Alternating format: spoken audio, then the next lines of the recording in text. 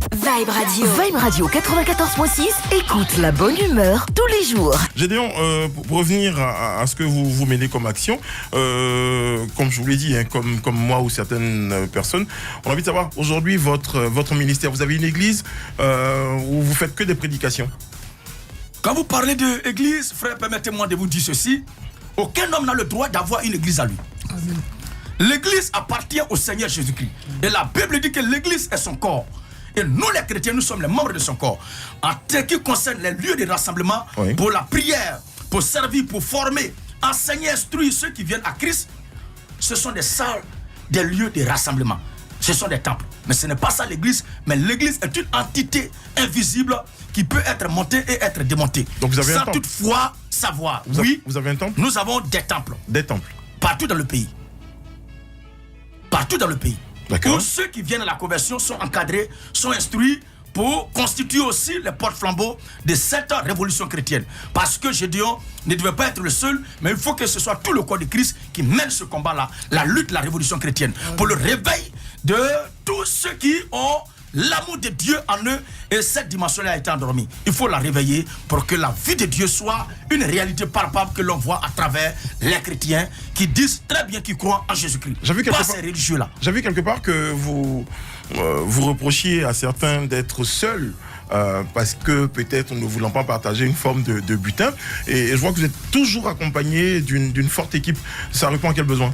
Ce que je suis en train de faire, ce n'est pas moi-même, comme vous l'avez posé la question là tout à l'heure. Là, oui. Si c'est moi qui suis allé vers cette vocation, ou bien c'est Dieu qui m'y l'a engagé.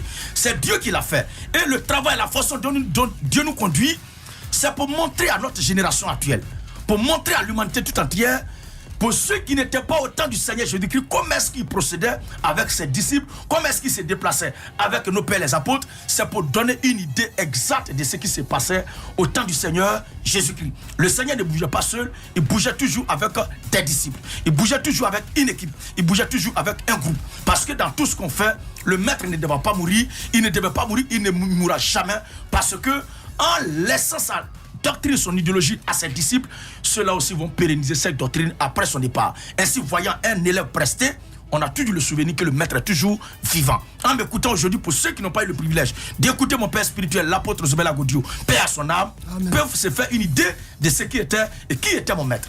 Donc c'est la même chose pour que ceux-ci soient aussi initiés à la connaissance et à la divulgation de la doctrine du Seigneur Jésus-Christ. Je fais un recoupement entre le fait que vous disiez tout à l'heure que l'homme et la femme, je pense avoir bien compris, ne pourraient pas être sur le même point d'égalité. C'est ça? Ce n'est pas moi qui l'ai dit.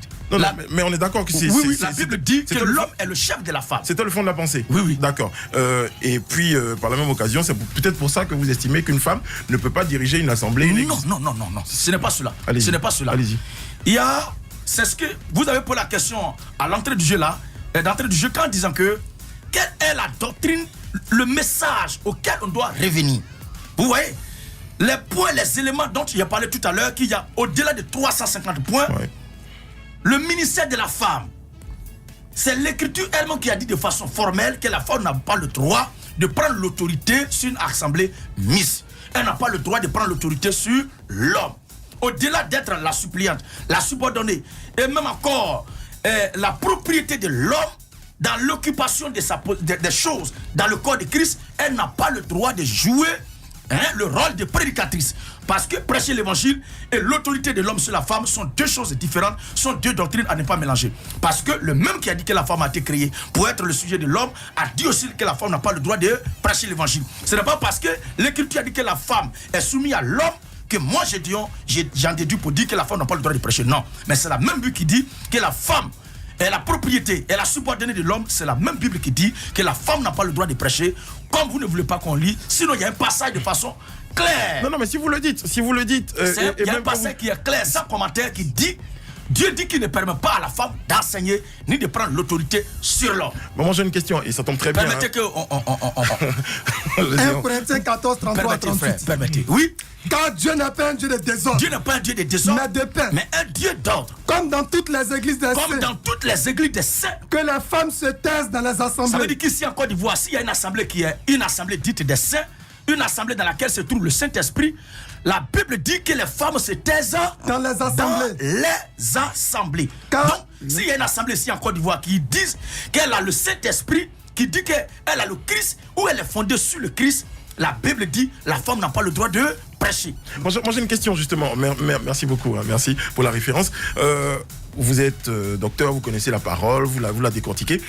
Les gens ont envie de savoir de façon très basique pourquoi, même si c'est écrit, pouvoir nous expliquer en détail pourquoi ceci est écrit, qu'une femme ne pourrait pas prendre la parole. Dans Daniel chapitre 4, le verset 35, oui. Le monde que nous vivons là a été créé par Dieu. Et tous ceux qui y vivent ont été créés par Dieu. C'est le maître qui a créé, lui qui est le metteur en scène, le réalisateur de son film. On ne peut pas lui demander même pourquoi dans ton film là, l'homme est sorti de la maison avant que la maison explose. Dans son film qu'il a réalisé, ce dernier ne devait pas mourir dans l'explosion. Tout à l'heure, vous avez pourtant expliqué que donc c'est Dieu. Ouais. Donc c'est Dieu qui a bien voulu que les choses soient ainsi. Et la Bible dit, il fait ce qui lui plaît, il fait ce qui bon lui semble. Donc c'est une ordonnance, c'est un ordre, il faut le respecter, point final, sans explication. C'est ce que la Bible a dit dans la fin de la lecture du passage qu'on avait donné. Oui. Que le passage qu'on avait donné, la fin, si on lisait jusqu'à la fin. Si quelqu'un croit être prophète, ou inspiré de Dieu, qu'il reconnaisse que ce que je vous écris, que ce que nous venons de lire tout à l'heure, que la femme n'a pas le droit de prêcher là, est un commandement du Seigneur. Maintenant, et si quelqu'un l'ignore, s'il y a les gens qui ne veulent pas l'accepter, qu'il l'ignore. Nous ne forçons personne à accepter la parole de Dieu.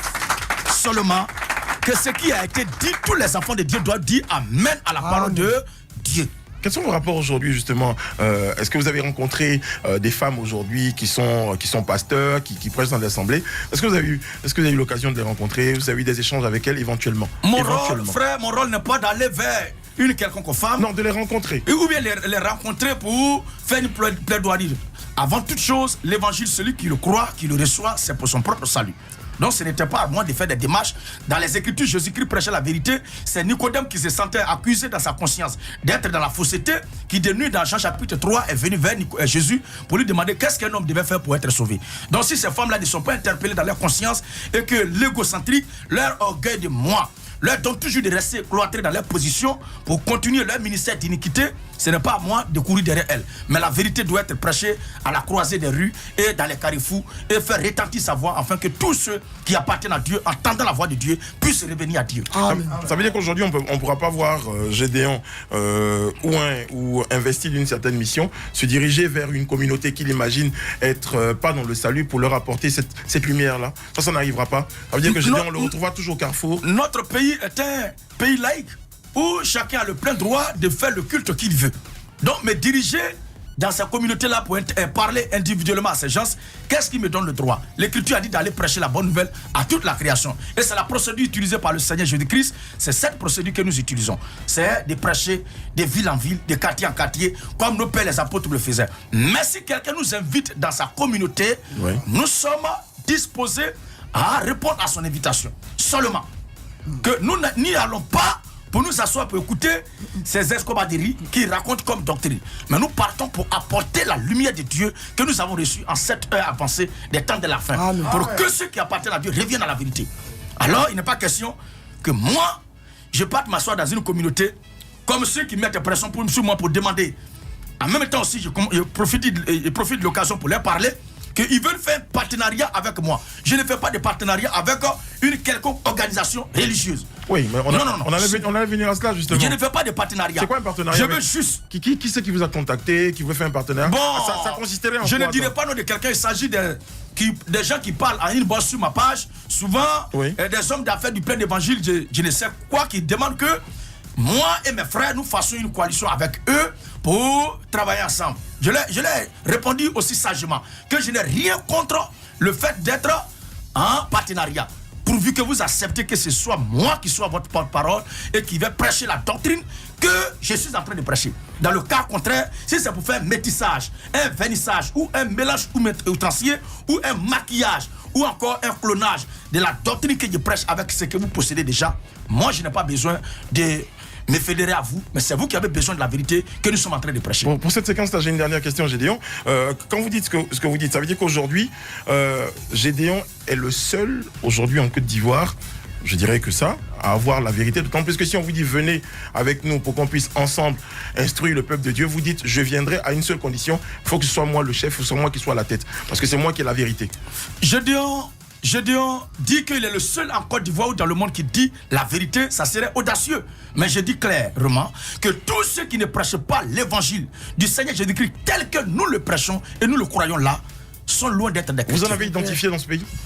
Pour le moment, oui, j'ai mes frères dans la foi qui sont un peu partout dans le pays. À ces personnes-là, ils croient la même chose que moi, oui. Et souvent même m'invitent, on fait les campagnes d'évangélisation ensemble, oui. On évangélise ensemble. Là, vous n'êtes pas le chef. Non, là, vous n'êtes pas celui qui a la parole. Le chef, c'est le Seigneur Jésus-Christ. Vous avez dit, il n'y a personne. Oui, mais ceux qui m'ont invité là, j'ai écouté les doctrines, j'ai vu que ce n'est pas la même chose que nous prêchons, et ils sont dans le faux. Ouais. Donc aujourd'hui, à part vos frères, enfin, qui sont quelque part... À part, dans le monde, tous ceux qui ne prêchent pas l'évangile du Seigneur Jésus-Christ, tel que nous le prêchons là, le message, la vérité que nous prêchons là ne sont pas des chrétiens. Ils ne sont pas reconnus par le ciel, et ce n'est pas moi qui vais me faire créer une nouvelle doctrine pour couvrir cela. Ok, vous n'êtes pas prêt à vous mélanger aux autres? Non, nous ne sommes pas pour le clonage, le métissage ou le foi. Nous avons notre race à nous, nous avons notre évangile à nous qui est fondé uniquement que sur la Bible. Nous avons notre lutte à nous qui est fondée sur la parole de Dieu. Et tous ceux qui se reconnaissent en cette vérité-là, ils viennent simplement se rallier, prendre leur baptême pour se faire instruire. D'accord. Je dis, on va parler pour la prochaine séquence de justement vos rapports avec les autres communautés, avec les autres pasteurs. Quel type de rapport vous entretenez?